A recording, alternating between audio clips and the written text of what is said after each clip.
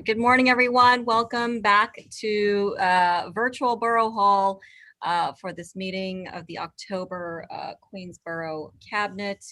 Wonderful to see everyone. As you know, we do have a pretty hefty agenda for today. We'll try to keep it to no more than 90 minutes, but it's wonderful to see you. Before we hand it over to our first guest speaker for this morning, I just want to remind everyone who is in the room, as well as viewing online or joining us remotely, that early voting is beginning this Saturday, October 24, for 9 days from October 24 through November 1. We are certainly, and by we, I mean our office is certainly encouraging everyone, if you are able to vote early in person at the polls, if you are able. The litmus is if you are able to go to the grocery store, if you're able to go to the gas station and fill up your gas, if you can go to the local bodega, your Trader Joe's or your Stop and Shop, you can go to the poll site in person. There are 18 early voting sites across Queens. As you know, your early voting site is not the same as your November 3rd voting site, but to find either voting site, because you do have to go to the one that you are assigned to, check out findmypollsite.vote.nyc, findmypollsite.vote.nyc. Two additional things before we proceed. We do have two drives underway here at Borough Hall. Everyone here probably got it already. We're helping King Sing and a toy drive for kids who are battling cancer, led by one of our Kings of Queens, 7-year-old cancer survivor, King Sing of Queens Village. He and his brother Messiah and sister Faith are organizing this toy drive for fellow kids who are battling or recovering from cancer. Also, we've got a winter coat donation drive. Winter is coming. Pandemic is very real. People are making very tough decisions and increasingly tougher decisions. The lines are getting longer at the pantries by the week. And so if we're doing everything we can to help stem the tide of both food insecurity, of a lot of insecurities and uncertainties. And so we encourage everyone to donate new unwrapped coats and toys. And thank you to the community boards who have offered your offices as drop-off points for the coat drive. Thank you very much.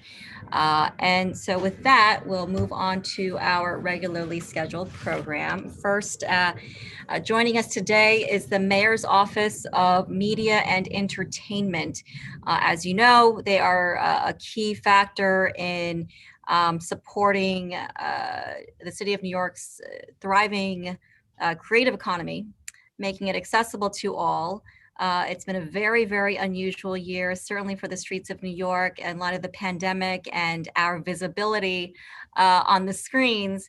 But MOME, as they say, the Mayor's Office of Media and Entertainment, has been working tirelessly to think more creatively, be more innovative, to make the City of New York accessible, and the filming industry having full access to whatever possible, because it is, again, pretty critical to our economic engine here. So with us this morning, we have the Commissioner of MOME, Ann Del Castillo. Welcome, Ms. The Commissioner. And the Commissioner is joined by Edwin Lewine. Is it Lewine or Lewine? I'm sorry. Lewine. Edwin Lewine, Associate Commissioner of Communications, as well as Josh Levin, Associate Commissioner of Intergovernmental and Community Relations. And so without further ado, Commissioner Del Castillo, welcome, good morning, please begin. And we're having a little trouble hearing you. Okay, sorry, I was trying to work off of my headphones because my son is in the other room doing remote learning. So I hope you don't hear whatever's going on in the other room. Welcome. I can hear you loud and clear, Commissioner. Great, fantastic. Thank you so much, Queens Borough President Lee, and thank you to the Queens Community Boards for the invitation to speak with you all this morning.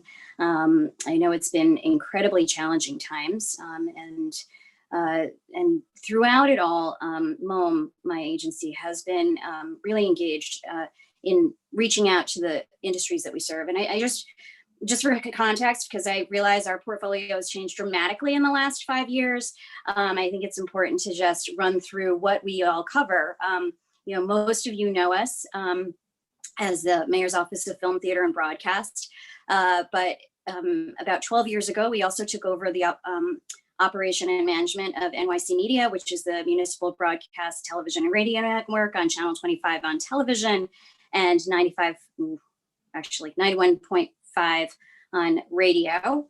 And then we also expanded our support for all of the creative sectors, music, advertising, theater, publishing, digital content creation, primarily in the area of AR, VR, augmented and virtual reality, podcasting, and video games. And then about 2 years ago now, we took over we opened the Office of Nightlife. That's also under our auspices, all in the spirit of serving New York City's creative economy. And so throughout the pandemic, since the shutdown, we really started by outreaching to the sectors to understand where they were, what were our local businesses experiencing, what was the impact of the shutdowns. As everybody knows, Broadway and the theater community were among the first to shut down. Film production stopped actually a little prior to the shutdown. And then we had to figure out what we were going to do with all of the restaurants and bars through our nightlife office.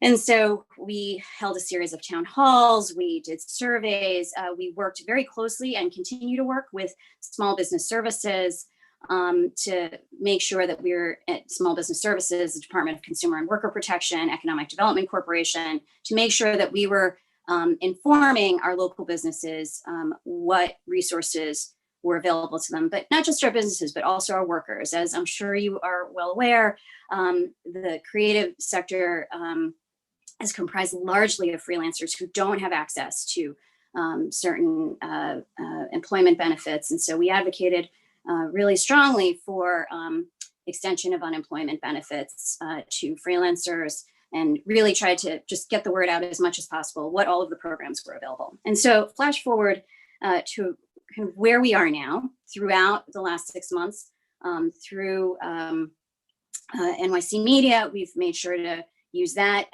to get educational messaging out about the various resources available, coronavirus updates, really working with electeds as much as possible and some of our city agency colleagues to get the messaging out about all of the services they support. And then through our programs, making sure that our festivals, conferences, community programs, educational programs, we're able to find some way to continue to run and do some outreach. And through the Office of Nightlife, as I'm sure you know, we've been working with the Department of Small Business Services and the Department of Transportation. First, it was to get the word out about takeout, don't hang out. So when they were doing delivery and takeout only, that we were helping them get that messaging out, and then really trying to do the education around outdoor dining throughout the summer. Actually, later today at noon, we're working with those divisions as well as a number of other agencies to host a webinar about indoor and outdoor dining, like the new guidance around that. I know later today, I think you have my colleague Joni Clutter from Oath, who's going to talk about some of the mediation programs. We set up Mend NYC with them, so that's another way to support our small businesses. And then I know what we really want to be talking about right now is film production. And I have to say that film production has had a pretty successful rollout. They were some of the first to shut down because they know that it's a very collaborative industry, right? You have scenic designers working over gaffers and electricians and camera crew and lighting and grip, and they're all typically working in a huddle. And so they had to stop that. And then from the moment of the shutdown, really working with industry to understand what were the protocols they were going to put in place. What would it take for them to come back? What would that look like? Would they be able to work with crews of 10? Would they be able to work with crews of 25, 50? Are they coming back? And so we were engaged in those conversations throughout. And when the governor opened up filming earlier, was originally supposed to be in phase 4. The state opened it up in phase 2 with small crews. We knew that we were going to have some activity in the form of commercial production, small documentary shoots. In June, I think is when that opened. So June, July, we have very tiny shoots. Then in phase 3, it opened to cast and crew of 50, 25, sorry. It's all a bit of a blur now. And so where we are now is in phase 4, we opened it up to, I think the state guidance is that you can film indoors at 50% occupancy and on location on public property, which is actually what my office regulates. We have limited casting crews to 100. And we have a lot of television series that film here regularly. And so we wanted to make sure that we were calibrating and not overwhelming communities. One of the things that we've really focused on is working with your office, Queens Borough President Lee, other electeds, to make sure that we were constantly informing you all of how production was rolling out. So making sure that you were getting our weekly, bi-weekly updates. This is where we are in the phases. Josh Levin joined us right before the pandemic and has been extremely helpful in helping us develop outreach strategies. Really, one of the first things I did when I took on this office was to make sure that we had a strong IGA person in place. And so that's why you can see I have my communications person and my IGA person. And I hope you take that to understand that that is our priority, is making sure that we're communicating with all of you. The first and only hire I've been able to do in the last 6 months has been to bring on another support in our Intergov and Community Affairs unit, Stephanie Campagna Wheaton. And so the two of them have really been doing, because it's not just film now, we also have nightlife. And so we know that we are in the streets, we're in the communities, and we just want to make sure that we're communicating with you as much as possible. We have seen about 50% of our productions return, our television series, which is very encouraging. It's 100,000 jobs, direct jobs in the production industry, and then about 100,000 more in the small businesses that it supports in the way of hardware, florists, catering. And we're also working with the Department of Small Businesses to make sure that as production is coming back, that we're really trying to reach out to the small businesses and making those connections. As you can imagine, it's a bit of a challenge with the streets, just trying to manage that. And like I said, we are constantly looking at that and trying to manage the activity as much as possible. So I think I'm going to close there because I'm sure you all have questions and I want to make sure that we're available to answer your questions. But I will also tell you that industry really does have some of the strictest protocols for COVID. We're not putting them up as like the standard, because there's different types of productions that film in New York, but state regulations are really strict. They have to do regular testing. They have to wear PPE. And then the industry itself has taken it upon themselves to work in zones and pods so that if one unit is affected, the entire production doesn't have to shut down, but that they can quarantine those people safely. So I want to assure you that we're in ongoing conversations with our various stakeholders across the industries. And we're also continuing to run our workforce training programs to ensure that as we build towards the recovery, that New Yorkers are still provided with an opportunity and a pipeline and a pathway to the jobs in this amazingly robust sector that we hope to get back to where it was. So thank you again for the opportunity to talk to you, and I'm happy to answer whatever questions you may have. Thank you, Commissioner. Forgive me, Mr. Levine. I think I mispronounced your name earlier.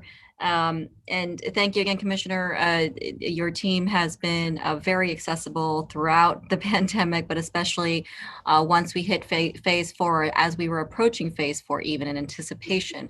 So I want to thank you for that. It's encouraging to hear that at least 50% is back up. Hopefully we can get that closer to 100%.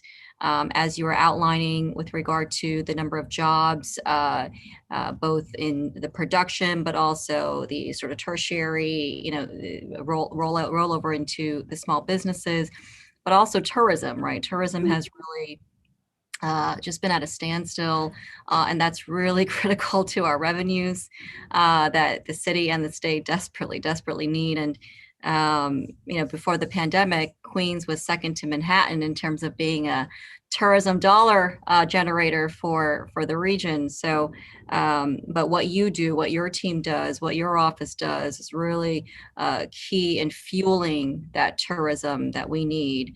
And so thank you for being so aggressive and comprehensive in trying to get that back up in full speed.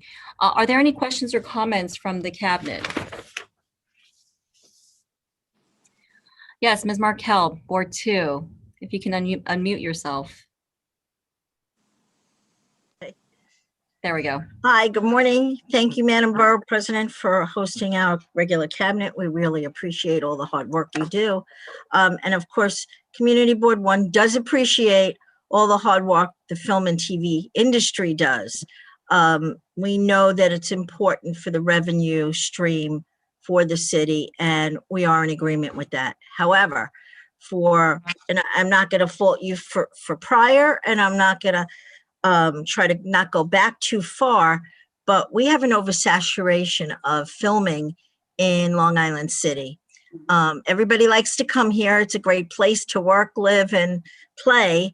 But the problem is not as much as the filming as the parking and taking up parking spaces and taking up and utilizing the same streets over and over, where your team needs to broaden their scope and look for other blocks and move around the parking and change the streets. We get an oversaturation of movie A is coming here and parking on 46th and Center Boulevard and Vernon, and they're taking up 10 blocks, and then movie B, and then a film commercial 2 days later, 3 days later, and nobody's looking at the fact that we're utilizing the same blocks, the same communities, the same area, and the oversaturation has been incredible. We did send your team letters back in March 2020, and before that of the oversaturation, I sent it to David Moy. I want to say David Moy is fabulous. He's a and Queens your boy. team, what? He's a Queens boy. So. He sure is. However, we did send a letter, and we're so glad that the borough president is hosting this. We really are, Vicky and Sharon, really are terrific having you come to the cabinet for everybody, because Queens is, a favorite place for filming. Yeah. Well, Queens hosts a lot of our filming just by virtue of where the stages are located. And I will say that is part of the challenge, right? Yes. We have and Silver Cup and Broadway stages throughout the borough. And, the way that, and so one thing I want to assure you of is we actually are in the process of taking a close, hard look. What I will say is in the last 3 to 4 years or so, the content production shifted a lot as streaming has increased, right? Everybody watches Netflix, everybody watches Hulu, Disney, Amazon. And what that means is the churn of production has been so much that, and my team size hasn't changed. So what we've actually done throughout the course of the pandemic is partly why I wanted to roll it back out in a logical way. The 50% is actually really strong, just in comparison to other jurisdictions, which are actually, some of the productions have had to shut down in other jurisdictions. But it's given us an opportunity to really study patterns more. So I do want to assure you, we are studying those patterns. We're actually working with some of our agency colleagues who we discovered throughout the pandemic. They have access to software that will help us map and sort of look at patterns and try to really be more strategic. It is a challenge. I feel like it's important to say, because a lot of the stages are located in Queens and Brooklyn in particular, the time it takes for a company move to leave the stage, that's additional travel time, right? And so they do tend to film right around where they're filming. And I think that's why you do see certain locations tend to be utilized more often because they're within a certain radius of the sound stages where they're filming. But we're in ongoing conversations with the soundstage owners. They're aware of it. They want to work with us to try to figure out a better management of the impacts on communities. And so, apologies if we were a bit late in getting back to you. The last 7 months is admittedly a bit of a blur, but we are very committed to making this a win-win for everyone. Because our community, I just want to follow up, Madam Borough President, I'm sorry. Our community is very upset, and Hunter's Point South, for a lot of the oversaturation that we have gone through. And yes, we understand about the stages. We understand the filming, and we're okay, but we need to really look block by block.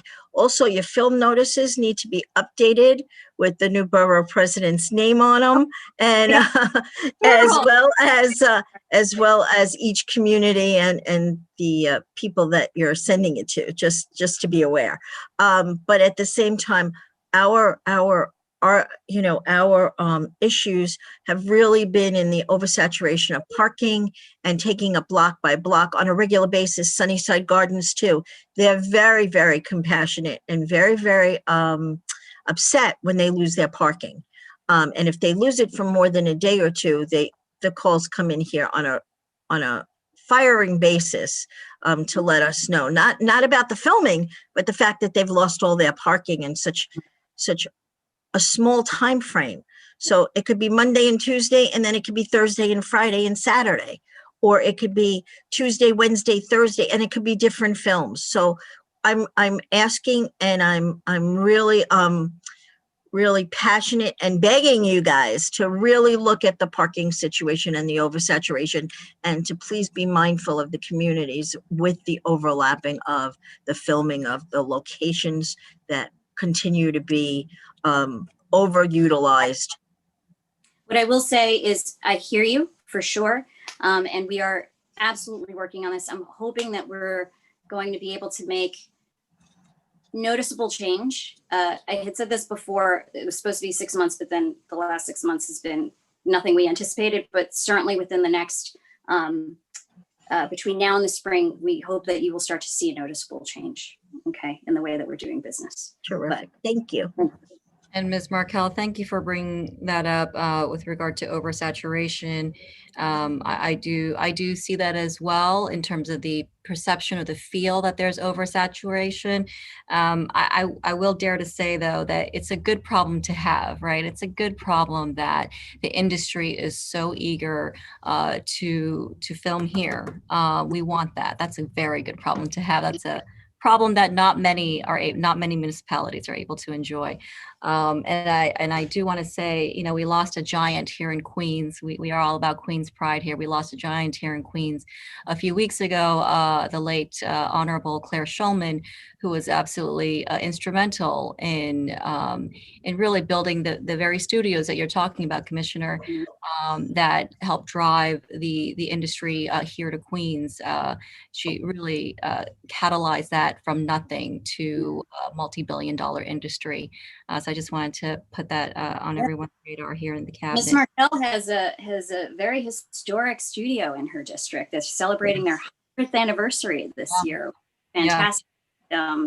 So you kind of started it all. Sorry, Ms. Markell. Thanks for the problem, Debbie. Any other? You're welcome. Oh, and by the way, the signage, thanks for the note, Mark. I realize that's terrible. Listen, we're in austere budget times. There are far more important things that the money needs to be used toward. It is a very dire fiscal situation that we are that we have, and it will likely get much tougher before it gets better. Any other comments or questions from the cabinet for the commissioner? I have one more. Yes, of course. Please. I'm sorry, I have one more. The other thing is they put the cones out too early.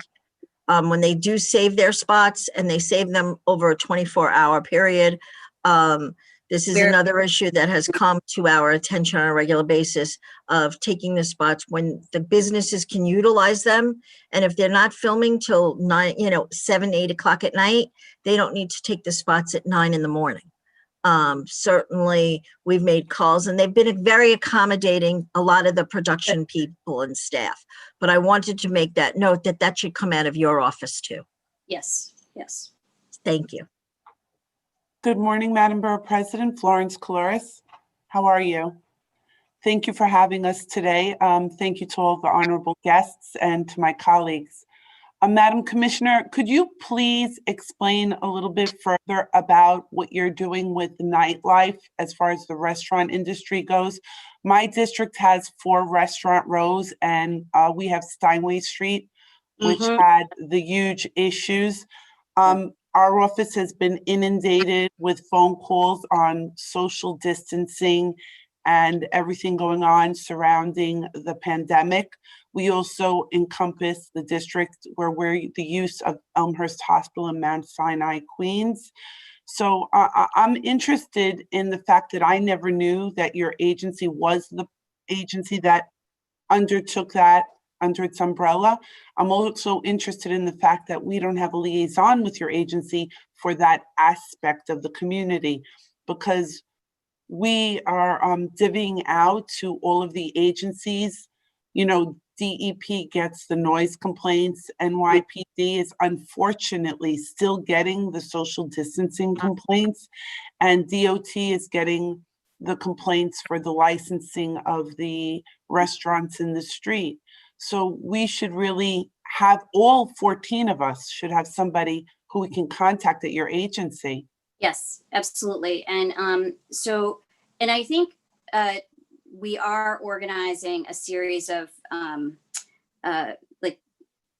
so Ariel Palitz is the Senior Executive Director of Nightlife.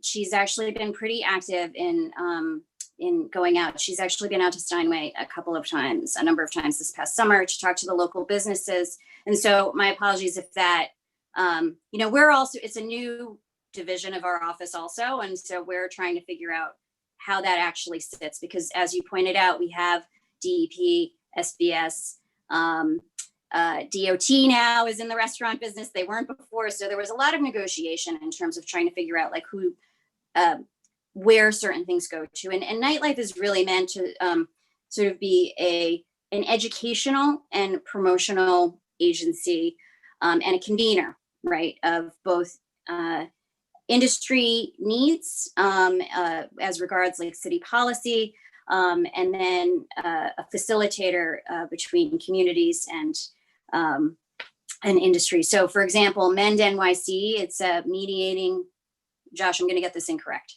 but it's mediating establishment and neighbor disputes. It's free facilitation to support our local businesses who may be in conflict with their neighbors. And it's administered by oath.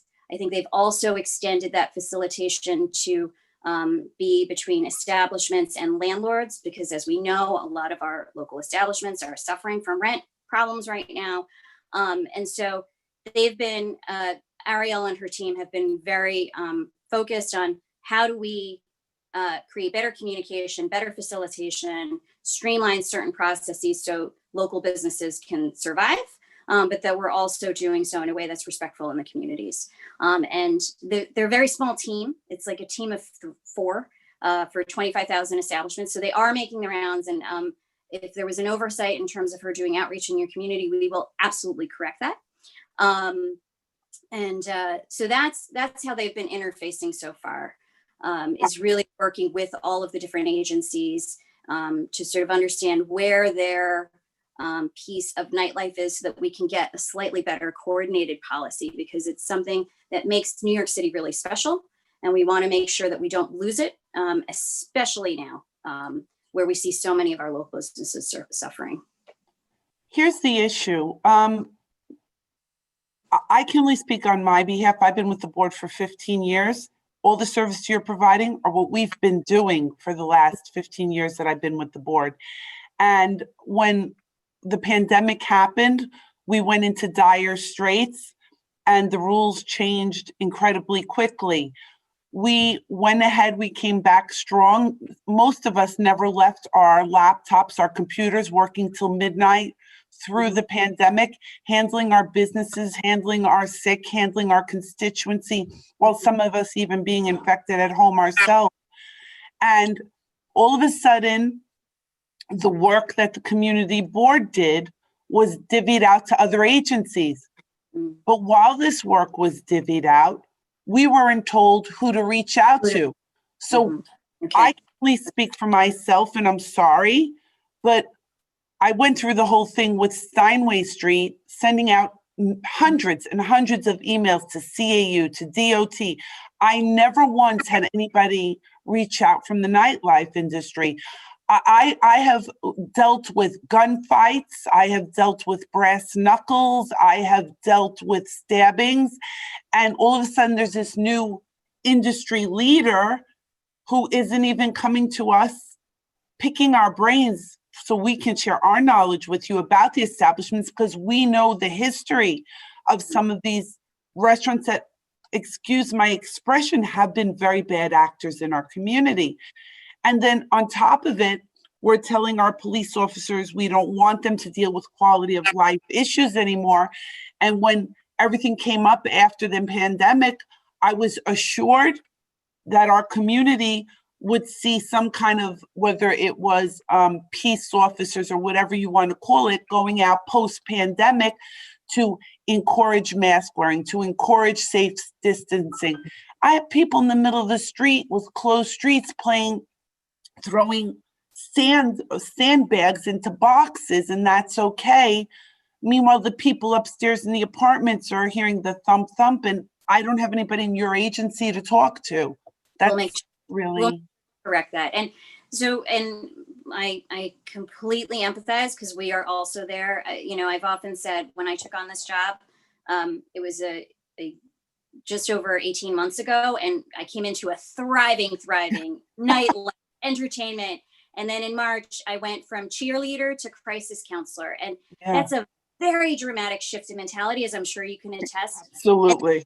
And then doing that with all of these new industries, right? Because we were just learning how we were going to support these industries. It's been a challenge. So I will completely own, if we have not reached out to you, we need to correct that, and we will.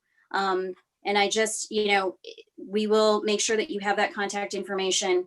I think we are stronger together. So we absolutely want to, work with you in collaboration with you and make sure that we are supporting our communities to the best of our abilities. Thank you so much for your time. We greatly appreciate everything you're doing. And trust me, we all know what a hard job it is.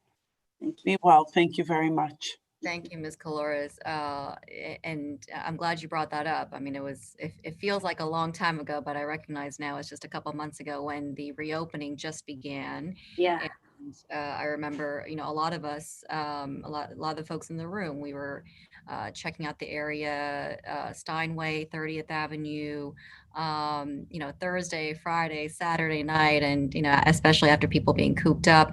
I do think in hindsight, there was some challenges of coordination among the agencies, right? Yeah. So, Ms. Flores, you mentioned, DOT, DEP, NYPD. I mean, those are really a lot of the enforcement arms of a lot of the non-compliance. My sense, Commissioner, was that your agency was not necessarily part of the enforcement. No. Was really the outreach, incentivizing or outreach or educating, which go hand in hand, but things were happening rapidly in real time from what I remember just a couple months ago. But it seems like there's a little bit more of a plan, and but it really seemed to be more of a multi-agency coordination challenge than any sort of deficiency on the part of your particular agency, because the enforcement was an issue. The enforcement was an issue, and that's something that we're seeing certainly across the city with regard to our spikes, for example, which we were desperately trying to prevent, and we are still trying to temper from turning into community spread. But thank you, Commissioner, for still owning that. That's definitely a trademark of a leader. If there are no other questions or comments for Commissioner Del Castillo and her team, I know that we have another robust item on the agenda. Commissioner, are there any last words you'd like to share with us before we turn it over to the next speakers? I just really want to thank you again, Borough President, for your incredible leadership. I've actually spent a lot of time in Queens this summer. My son was doing surf lessons in Rockaway. It was a great social distancing activity, and it was a nice drive for me to go out and back every day for a couple of weeks. It was very soothing to drive through your wonderful borough, and to all of the hard work that the cabinet is doing. I really want you to know we want to be a partner. It has been a very turbulent 7 months, and I think we finally have our sea legs to try to sort of understand like how we want to support industries and work with you. And so please reach out. We're small but mighty, and we really want to make sure that we have a strong recovery across the city. So thank you all for your time and your partnership and leadership. Quick question. Who do we reach out to? Is there someone, is Dean McCann still there? Is there someone that took his place? So who are your Yeah, so Dean is on leave right now. Jennifer Lenahan is my assistant film commissioner who works primarily on policy. But for outreach, it's now Josh. Like, we're really trying to centralize our community concerns in our intergov and community affairs unit, so that the production team can actually make sure that they're focused on landing the productions well. So Josh Levin is your primary contact moving forward. And can we have his direct contact number? Absolutely. We'll We can, put it in the chat, or Vicky yeah, send we it can out. put it in the chat, and we will also send it out. We are live streaming. Right. Okay, thank you. Yes, we will make sure to circulate it to the cabinet for sure. Thank you. Okay. Thank you all so much. Be safe. Okay. Thank you, Commissioner. Thank you, Commissioner. All right, thank you. Up next, we have a joint presentation from two very important entities here in the city of New York. The New York City Office of Administrative Trials and Hearings, as we endearingly know as OATH, as well as the New York City Civic Engagement Commission.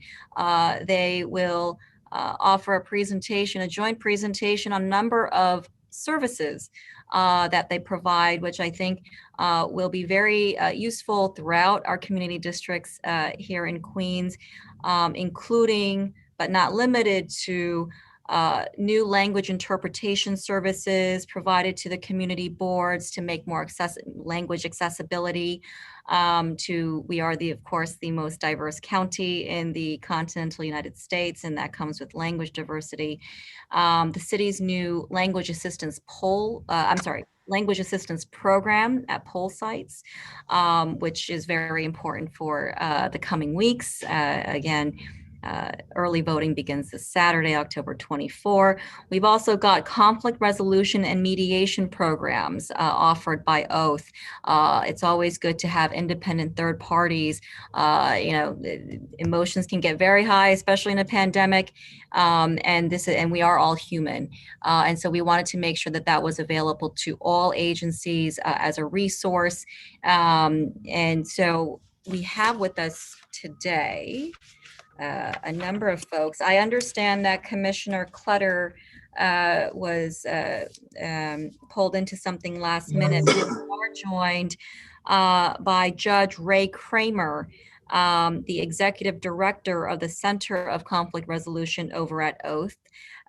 He is accompanied by Jessica Bain and Haley Enolik, and you'll forgive me if I'm butchering your name, and correct me please when you speak. Ms. Bain and Ms. Enolik are conflict resolution specialists. Also from OATH is Deputy Commissioner of Public Affairs, Marissa Sinigo. And then also from the Civic Engagement Commission, we have Dr. Sarah Saeed, the Executive Director of the Commission, relatively new commission on which I do have an appointee. We also have Francis Euros, Civic Engagement Specialist, Gagan Power, Language Access Advisor. So we've got a pretty full deck here to present some very, very valuable services that I think would be useful to our community boards and also to various communities. And so without further ado, I will turn it over first to Judge Kramer. Thank you very much, Borough President Lee, and good morning, everybody.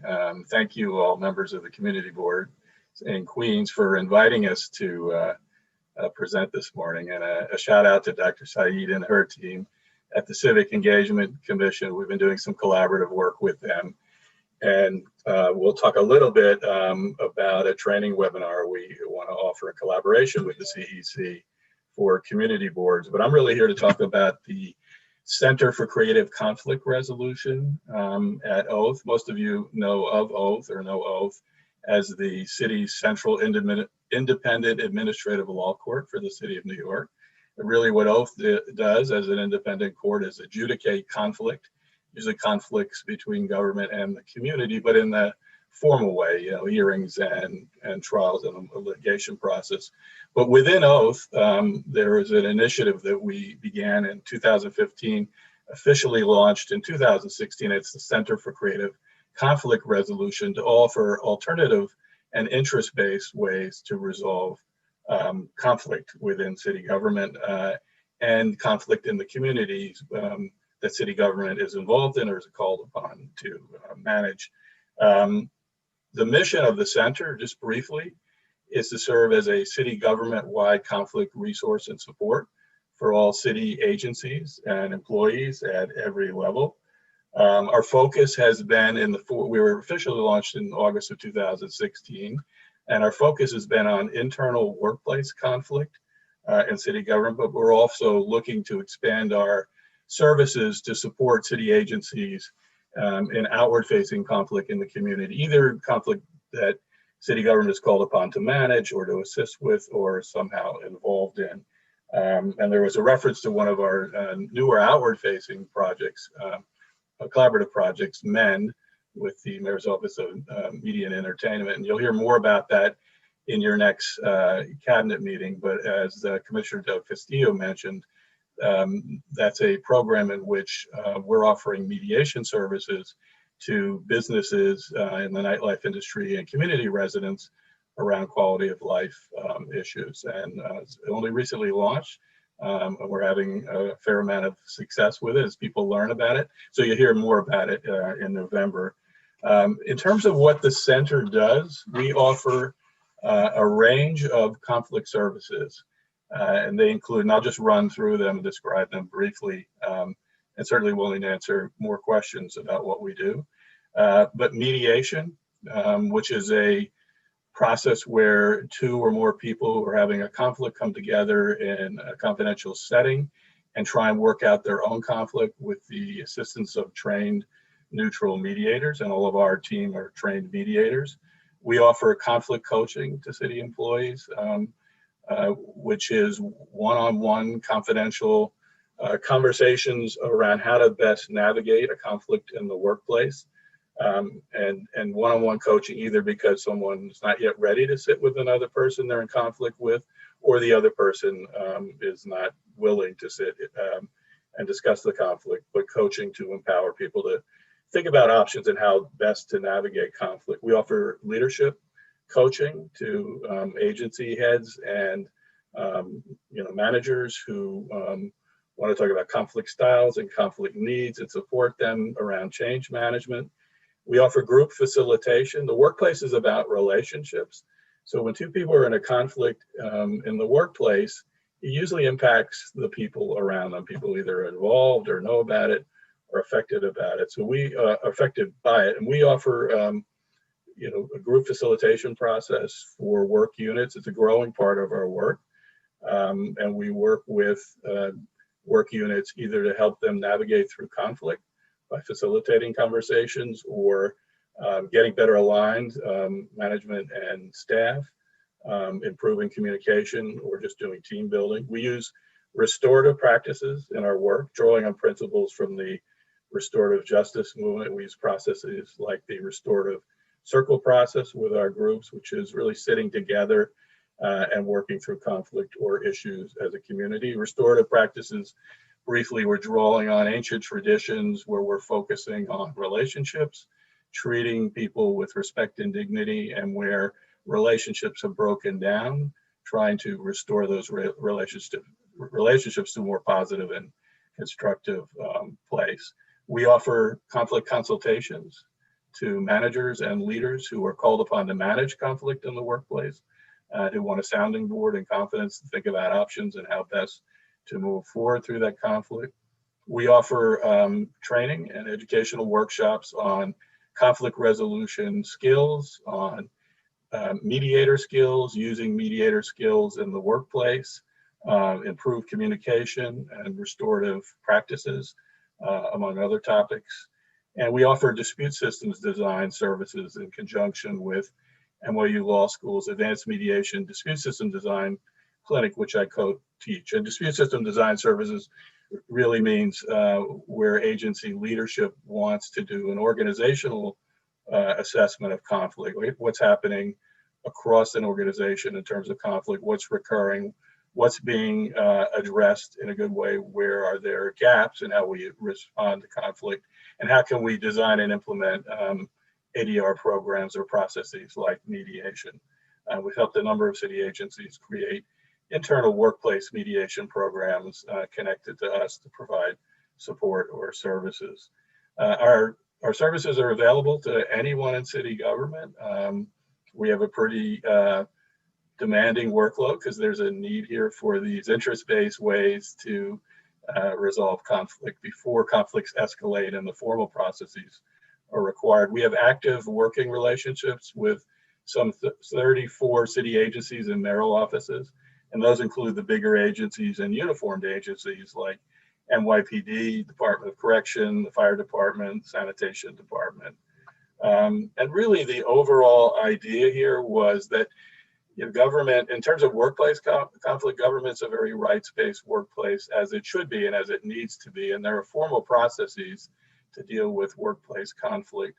But there are a lot of conflicts that don't need to go through that formal process, that early intervention with processes like mediation and group facilitation can address conflict, particularly interpersonal conflict, in a more constructive way, avoid the need for more formal and costly and time-intensive processes.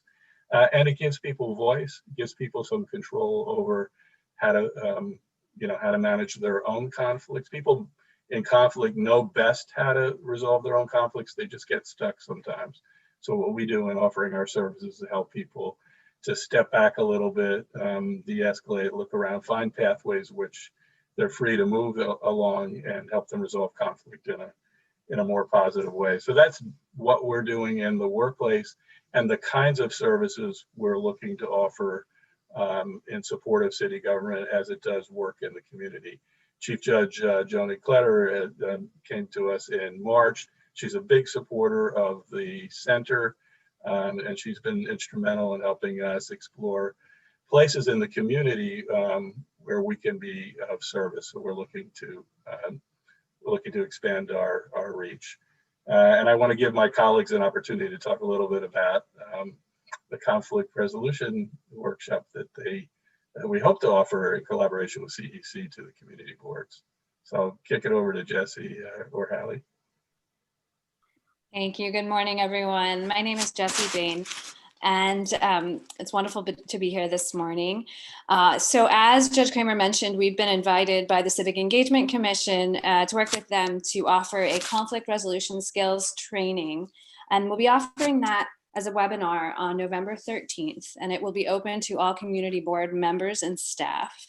It'll be a 2-hour webinar, and we'll cap it at 40 people to allow for some interactive exercises. But we believe it will be the first of a couple of similar webinars to be offered towards the end of 2020, beginning of 2021. Hallie will provide a little more information about the training in a moment. But because, as I mentioned, we like to make our trainings interactive, we really find that it's the best way to learn these kinds of skills. So I wanted to invite you to participate in a brief activity. I promise we won't make you role play any conflict scenarios or anything like that. But I'd like to invite you to share in the chat box, when I say conflict, what is the first thing that pops into your mind? If you could just share that in the chat box, a word or two.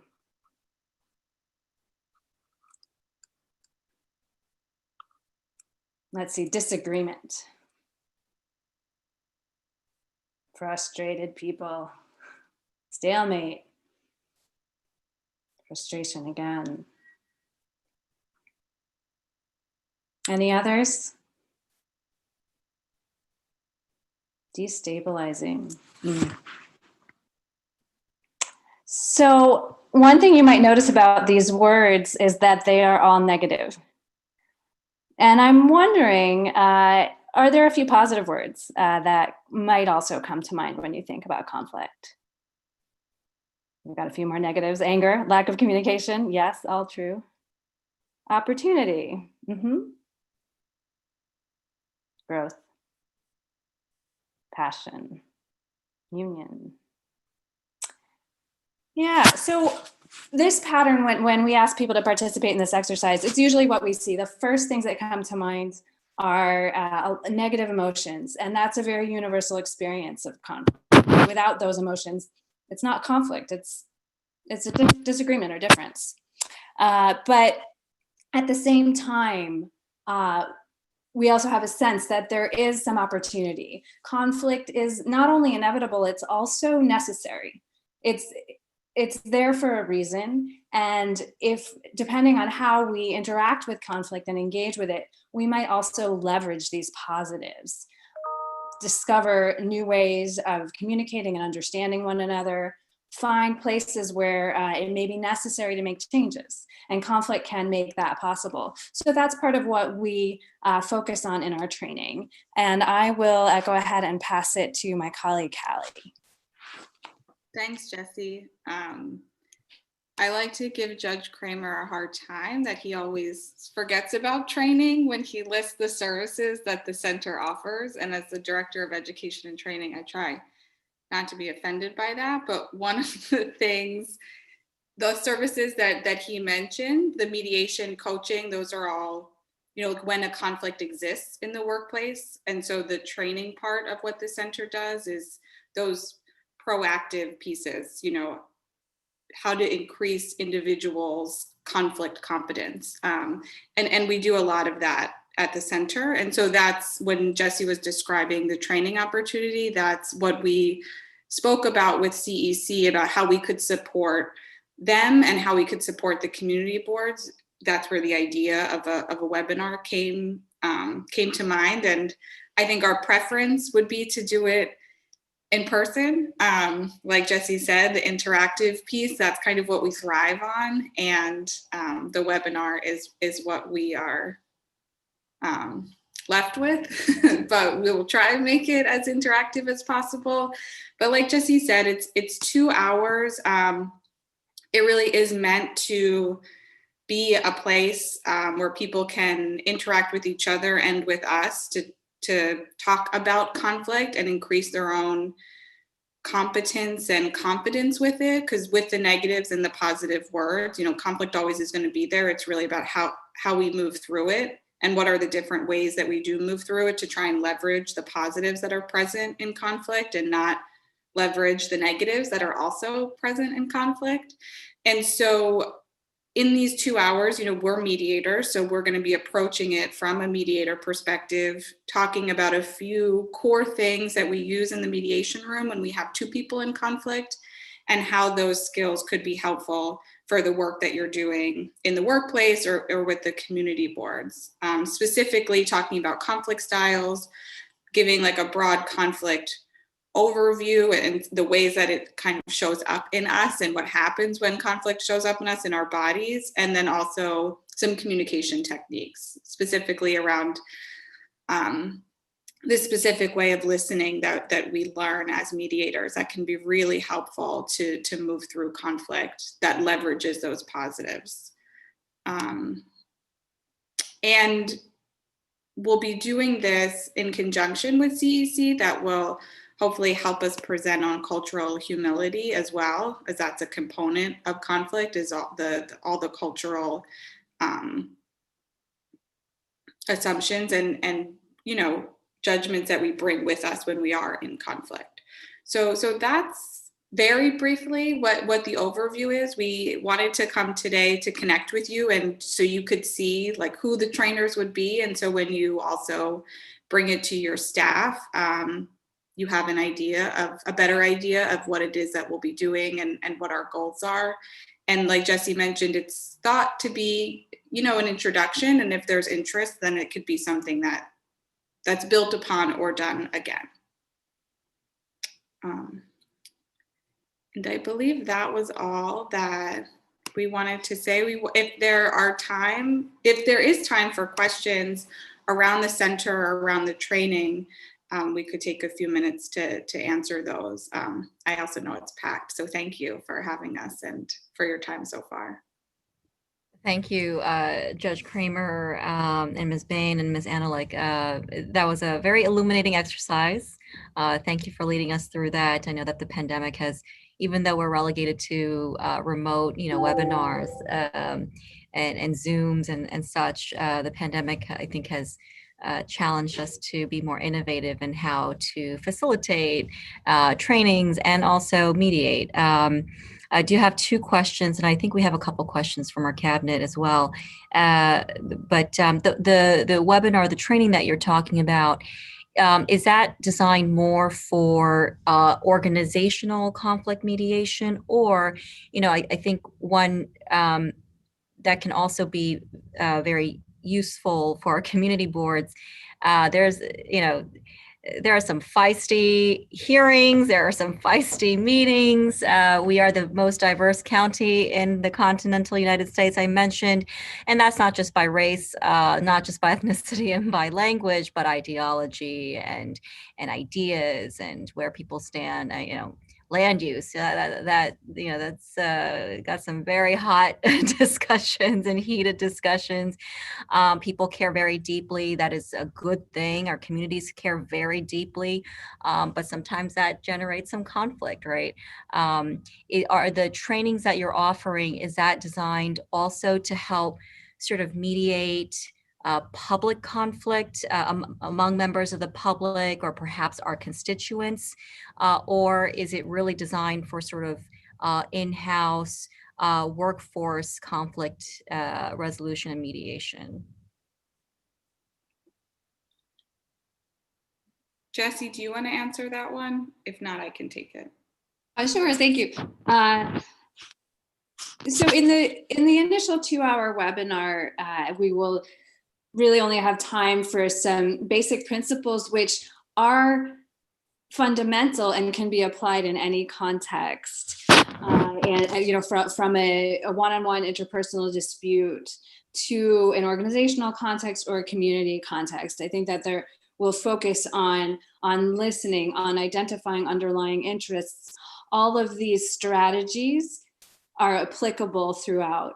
That said, our thinking, and I think we would be open to getting feedback on this too, but our thinking is to draw from participants' experience at the community board, working in community boards, to reflect on what kind of challenges they face in that communication and think about how these tools might be applicable in that scenario. But we're certainly open as well to broadening the scope down the line if that might be helpful. And the one-on-one mediation services that you offer, what kind of sort of confidentiality are you able to assure? In the context of this training, we typically, when we ask people to share around a conflict they might be experiencing, we set a guideline of confidentiality, and we ask people to honor that.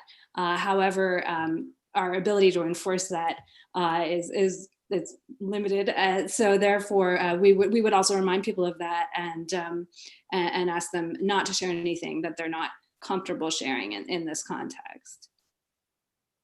And can I just add to that? I'm not sure the training context which Jesse spoke to very well. And then in the mediation context, which I'm not sure if that was where you were asking, but mediation, there is some formality to it, even though it's an informal conversation between two people in conflict, there's also a mediator present.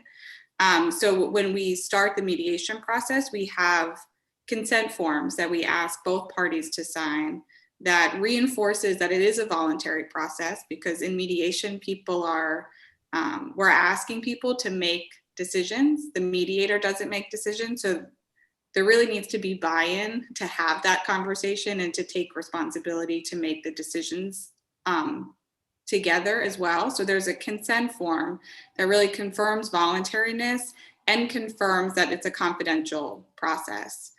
So it has it in writing that there's, of course, exceptions to confidentiality, but it's meant to be private between the two people and the mediator. And, you know, we're not going back and enforcing, you know, who have you told in the workplace type of thing, but acknowledging that if there's not an expectation of privacy, the mediation might only go so far.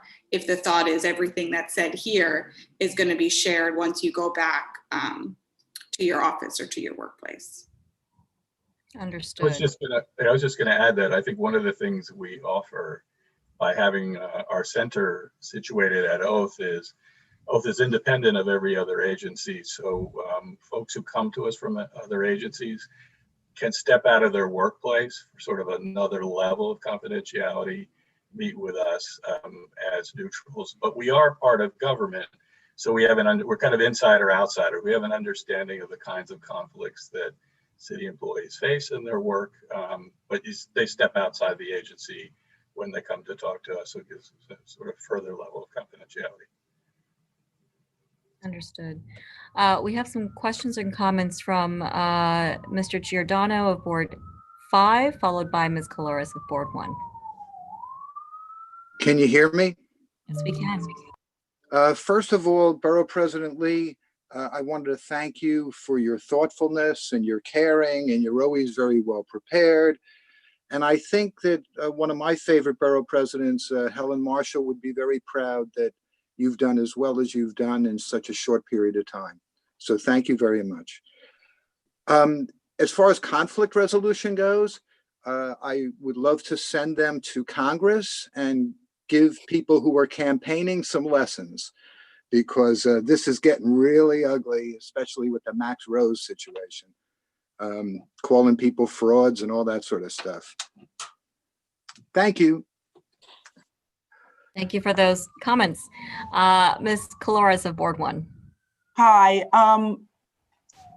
As far as the office mediation, are there fees? Do agencies have to pay you to participate with that? And then I want to piggyback on that with a separate section. So you want to answer that first?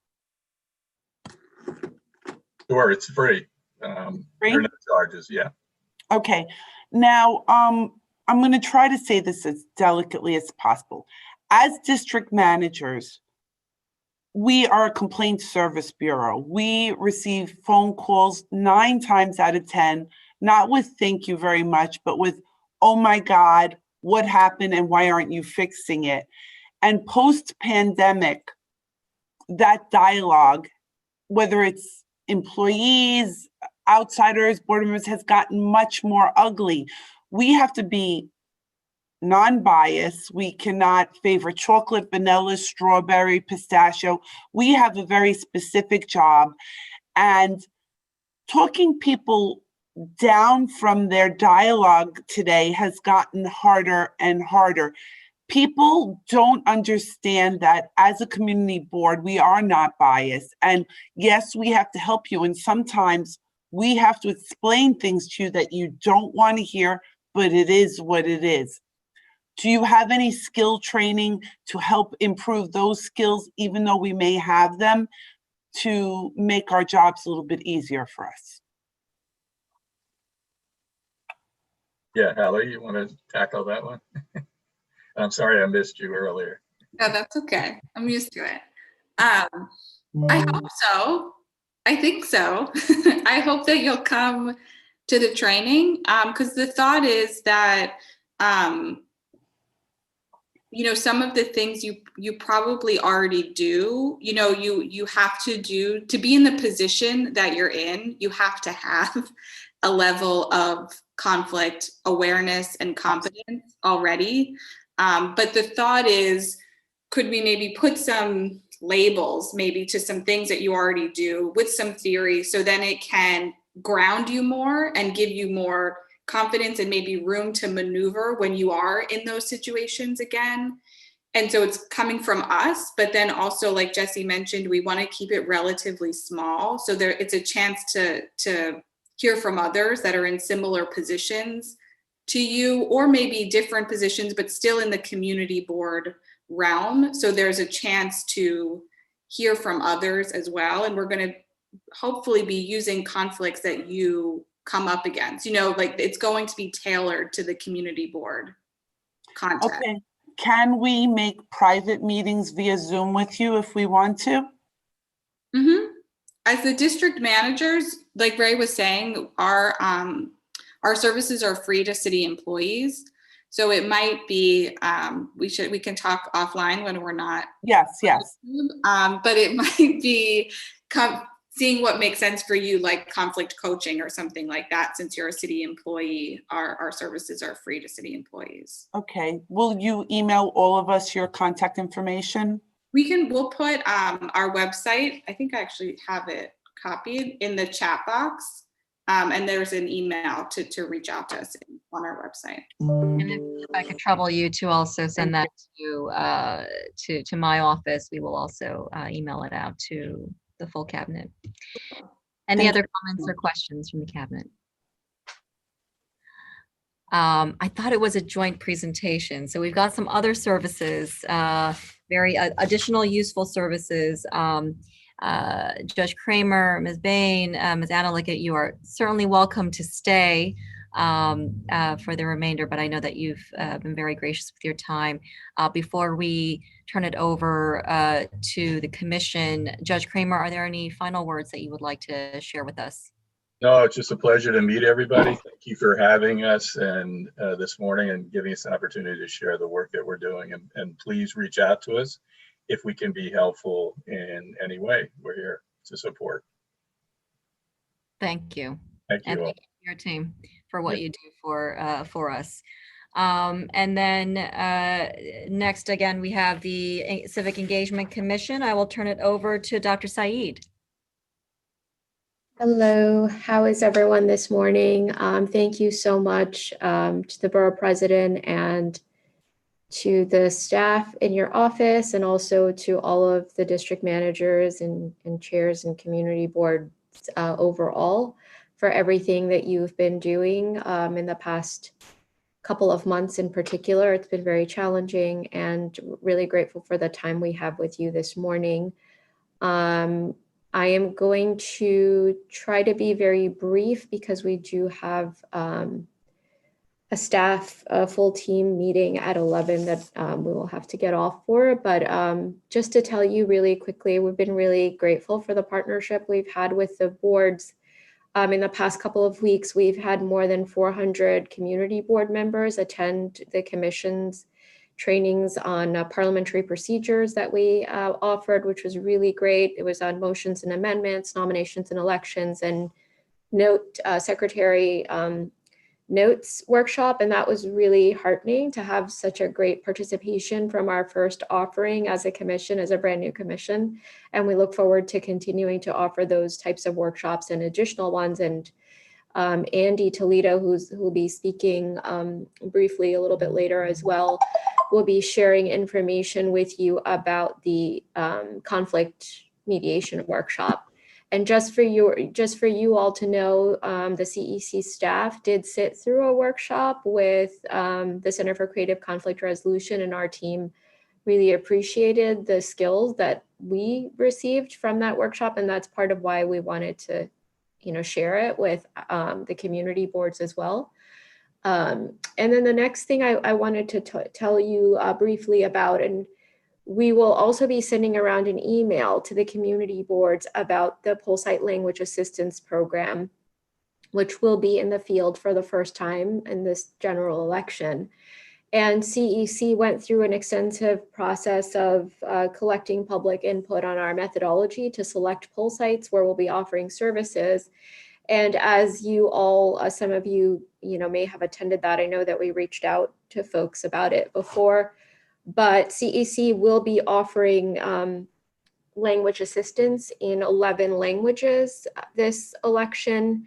And we will be serving 52 poll sites on election day and 25 Saturday and Sunday for the last weekend of early voting. And we will be in Queens as well. And as you all probably know, but just to repeat, our services are complementary to BOE services. They're non-duplicative. So we're adding, additional languages and working in jurisdictions where they're not working. And we are working with them also to make sure that we're doing our very best to coordinate with them on the ground on our operations. But for what we'll be sending around to you is information about a series of PSAs that'll be going live later today. There are 3 PSAs in 12 languages. One is a Know Your Rights PSA, which informs people about their right to interpretation and disability access. There'll be another PSA on early voting and another on vote by mail. And we would really love for you to share them as widely as possible. The idea is just to get people aware of their rights, but also their options to vote and vote safely during the pandemic. And then we'll also be sharing on putting all of this up on a landing page, which will include information about the actual poll sites where we'll be providing services by language. So Andy will be reaching out to you all specifically around that as well to share with you like which languages are in your districts. So we're really excited to have your partnership on in both areas. And we know that you are, leading in a borough that is very linguistically diverse. So want to make sure that even if the BOE or the city isn't able to reach the particular poll sites that people are going to, we can't be in every poll site. We are only providing services to the degree that, we can, given the budget constraints, but we need to have everyone know that they can bring their own interpreter, right? And in a pandemic, having somebody who you live with, who is like, someone from your home could be more helpful to you, right? Than in another time. So again, want to just encourage more widespread knowledge about people's right to bring their own interpreter, so long as it's not their employer or union rep. So I'm going to turn it over to Andy to go through the language line services that CEC is providing to community boards, and then we can take a couple of questions if you have them. Sarah says, I know you're pressed for time. Do you want to take questions now? No, I think we need, we were both in the same meeting, so Okay. I'm sorry. Not a problem. Thank you. Good morning, Madam Madam Borough President, district managers. Hope everyone is doing well. I just wanted to take this moment very quickly just to thank all the district managers and the board members for participating in the Parliamentary Rules Procedures Workshop. Queens was the leading borough with the most participants. There were 113 Queens participants that participated in the trainings. So thank you so much to all the DMs for the outreach and getting your board members to participate in those workshops. We're looking to have more new workshops right after the new year. As Dr. Sarah Saeed, just a friendly reminder to all the district managers that over the summer we had the we informed all the DMs about the over-the-phone interpretation language line program. Each community board was given a code and a 1-800 number that you can call should you need over-the-phone interpretation services. So you could use that phone line for constituent services. You can use that for your community board meetings, either a general board meeting or a committee meeting. And so please, I just want to encourage all of you to use that service. It's free. So should you need me to send you the one pager again, or maybe you might have lost the code, I'll be gladly send you the code to all the district managers. I want to just also take this moment in regards to the oath conflict resolution training. You will be receiving from me later today a one pager, which will give the description of the workshop. Along with that one pager is the Zoom registration link. So you could just go ahead, click on the link, and you can register for the webinar session for November 13th. So you should be receiving that later today. I will also send that one pager to the Borough President's office as well. And so we can amplify that information as well. Great. So any questions? All right, thank you, Mr. Toledo. Forgive me for not recognizing you earlier. I was not aware that you were joining us. Could you just remind me your role at the commission? Sure, I'm the outreach specialist. Got it. Welcome. One before you go, one thing. Is it possible to have an alternate date and try to set up 2 webinars? Yes, we are looking at an alternate date. So if you can't make the 13th, we'll have a second date. Wonderful. Thank you so much. You're welcome. Dr. Saeed, you mentioned there were 52 poll sites where you'll have your language access program activated for this upcoming election. How many of those 52 are in Queens? We will be on election day, there will be 8 sites. And for early voting, there are 12. Oh, sorry, no, sorry, I got that backwards. I'm sorry. Yeah. There are 8 on election day, and then for early voting, there are actually 5 sites, but in the 5 sites, we are serving 6 sites, we're serving 12 languages. So each site will have 2 languages. We will have just Italian, Polish, Russian, Urdu, and French on early voting, and then election day, it's French, Haitian, Italian, Polish, and Russian. And they're slightly different because you have used this methodology that looks at the concentration of language speakers in election districts. So try to go to the places where there's largest concentrations. And it's the first time the city is actually providing interpretation during early voting. So it'll be, really important to, again, I think, advocate and educate communities to use early voting. It's new to the city, and I think we've done well considering that it's new, but definitely want to get more and more people to use early voting as an option. Absolutely. Yeah. Could I trouble you to just put in the chat those languages that you mentioned? And I just want to be clear. So for early voting sites between October 24 and November 1, Queens has 18 sites. And so you're saying 5 of those sites will have this activated language access program? No, they all will have, you know what? I think what we need to do is direct you to the page where we will list the sites by language, because I can put it into I can put the website link in the chat, and it should be live later today. But at the sites, at the, for example, I can give you an example, and I'll try to look at the spreadsheet as I'm talking so that I don't mix myself up because we have so many sites we're looking at. But in Queens, for instance, we'll be at Korean Community Services for early voting the last weekend. So the 31st and 1st, and there we'll be servicing Italian and Russian, right? At Queens College, we will be providing Russian and Urdu. Rigo Center, there's French and Russian. Board of Elections, Queens Voting Machine Facility, Italian and Polish. So it really varies by language.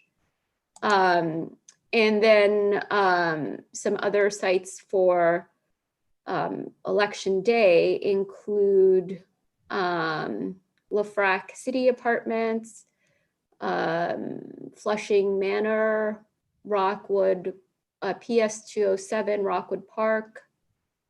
Sorry, that Flushing Manor was PS 184. So there's a bunch, but on the website, which is going to be nyc.gov/we are voters, and I'll put that in the chat. That will include by borough the actual sites and their languages. And when we send you the email, it will have this information so you can link to it. We'll be sending it to the borough presidents and all the district managers later today. And you mentioned 8 poll sites on November 3rd. Did I hear you right?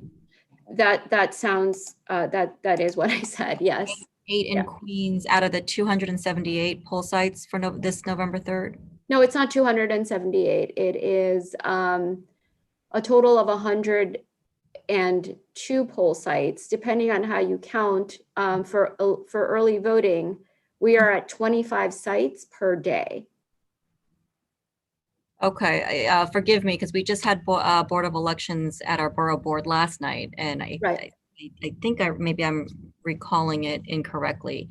The Board of Elections had updated us that for this year's general on November 3rd, we have 278 poll sites active. Those might be their poll sites. We're not in all of their poll sites. That must be their number.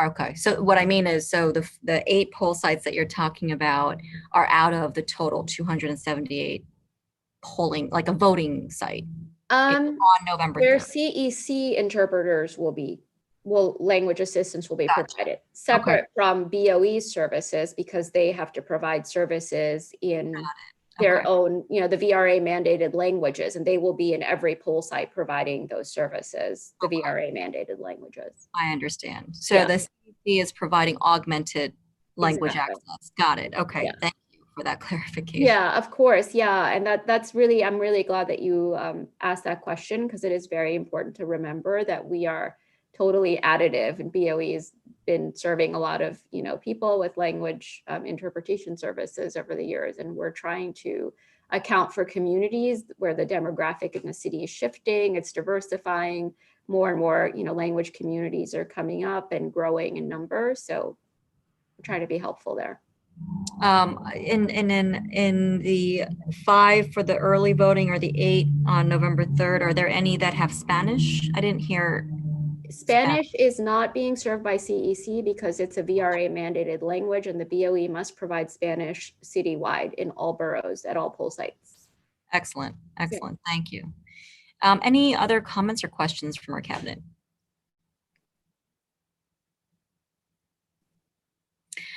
You're incredibly thorough, Dr. Saeed. Thank you very much to you, Mr. Toledo. Good to see you. Welcome. And thank you very much. And thank you for all that you do to ensure language access in our upcoming elections, but also additional programs and services that you provide for our community boards. Thank you very much. Thank you, everyone, for having us and for all the work we do. And we'll definitely be in touch with you in the next day or so to give you more details about everything we talked about today. Wonderful. Thank you, Dr. Thank you again, Borough President Lee. Thank you. And with that, that concludes our agenda for today's Borough Cabinet. Unless there is anything pressing that our cabinet members would like to address, but I don't see any hands. The next meeting of the Queens Borough Cabinet will be Tuesday, November 17, 2020 at 9:30 a.m., very likely here on Zoom. And so until then, if I don't see you beforehand, please stay well, stay safe, and please remember to vote. Early voting begins this Saturday, and vote as early as you can, because tomorrow is never guaranteed. Thank you very much. Have a great day.